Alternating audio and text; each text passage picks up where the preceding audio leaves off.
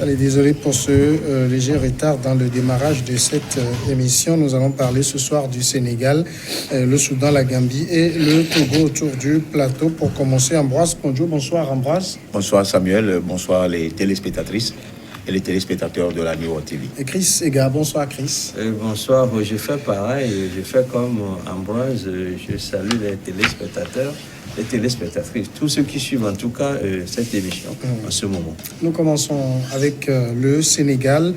Un Sénégalais a battu à mort sa jeune femme enceinte de 3 mois parce qu'elle ne lui a pas préparé son repas. C'est ce qu'a annoncé la police vendredi, confirmant des informations de la presse.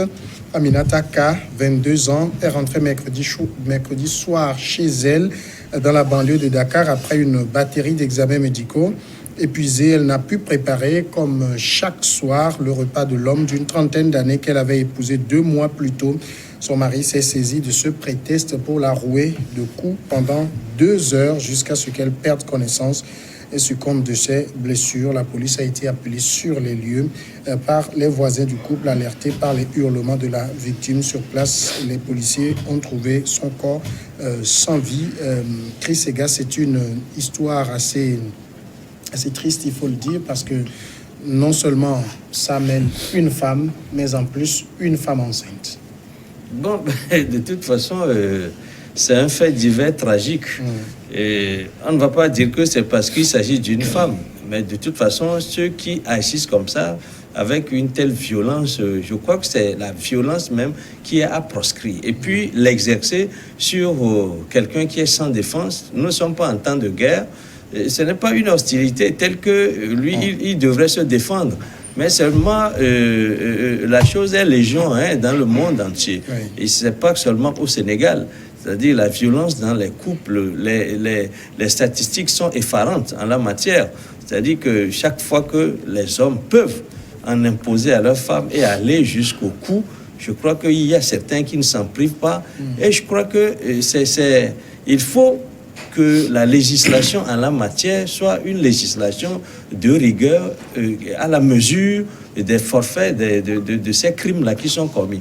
Et je crois, bien entendu, qu'il ne battait pas sa femme dans l'intention de la tuer, mais de toute façon, lorsque vous usez d'une telle violence à l'égard de quelqu'un qui est sans défense, de quelqu'un qui, en principe, quelqu'un à qui vous ne devez pas vous en prendre, je crois que c'est un crime qui ne doit pas être de mise dans les couples. Mais malheureusement, les statistiques sont terribles dans la matière. Chaque seconde qui passe, il y a un certain nombre de femmes qui sont battues à mort dans les foyers. Et je crois que la législation doit être de vigueur en la matière et doit être aussi dure que les faits, et pour décourager ce comportement-là. Ici, Ambroise Ponjo, ça pose quand même une question de société, parce qu'on est dans des États ou dans des pays où on pense que c'est simplement à la femme de faire la cuisine, et quand elle se retrouve dans un état où elle peut être portée vers toutes les situations physiologiques possibles, l'homme doit comprendre que l'absence de repas, c'est pas la fin du monde non plus. Oui, d'abord, je condamne cet état de fait. Une violence, dirais-je, inouïe, une violence fatale, regrettable, qui ne peut pas se justifier.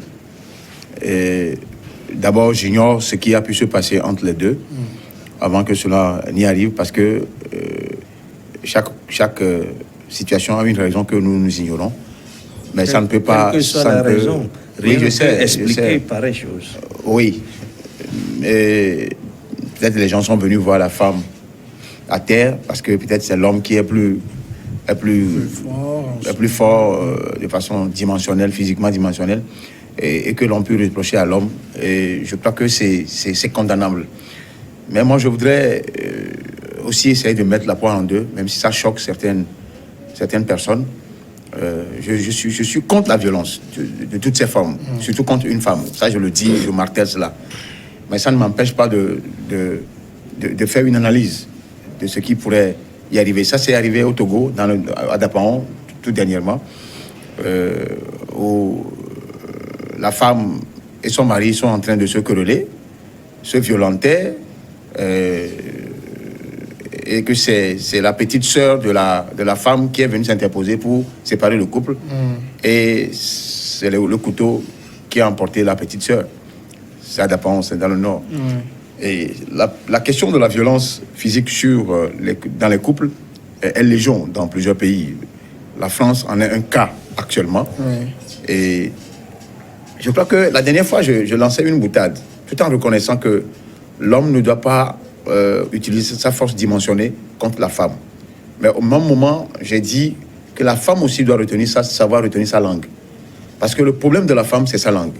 Au point que j'ai eu à dire, dans une anecdote... Au moins, les insultes, ça ne tue pas. Hein. Non, vous savez, faut pas minimiser certaines choses. J'ai dit, je hais la violence, et surtout contre une femme. Mais au même moment, moi, quand je coupe pour Kofi, il faut couper pour Kodjo aussi. Hein. C'est comme ça. Mais tout en restant dans la logique de ne pas faire l'apologie de la violence. La langue d'une femme est du feu, est plus que du feu. Ce que je vous dis, quand vous allez approcher certaines femmes matures, elles vous diront la même chose. Il y en a des femmes qui sont sobres, qui sont calmes, mais qui, le jour où vous mettez votre pied sur le petit, je ne sais pas comment on appelle le petit pied, l'orteil, vous êtes cuit. Puisque n'ayant pas de force pour vous confronter, c'est sa langue qui devient du feu. Et tout ce qui sort de sa bouche est plus que du sabre et du venin. Ça, je ne le cache pas. Vous êtes tous mariés comme moi. Et même les dossiers qui ne sont pas concernés par l'état d'espèce, c'est-à-dire que ceux dont vous discutez, la dame sort tous ces dossiers-là. Ça n'excuse pas l'homme qui doit faire la violence. Mais je dis, je sensibilise les hommes à faire... Quand ça chauffe dans la maison, quitte la maison. Mais ici, la solution, c'est de quitter la maison. Et à la femme aussi, c'est de te retenir. Il s'agit quand même d'un cas où on a... parce que ce que dit Ambroise, c'est que la femme doit retenir sa langue et l'homme doit retenir ses coups. Mais moi, je martèle que la langue n'a jamais tué quelqu'un. En même temps, il s'agit d'un cas où c'est parce que la femme n'a pas fait le dîner, n'a pas servi le dîner en raison de son état. Oui, c'est que je crois que c'est bien d'attirer l'attention sur ce fait-là. Et je crois que c'est ça même la question essentielle. On va y venir. Et je me demande même si ce n'est pas ce qui fait que ce sujet est au débat ce soir. Parce que c'est vrai, il est pratiquement... Alors, si vous permettez, on va juste sonner la première courte pause et on revient juste après. Merci.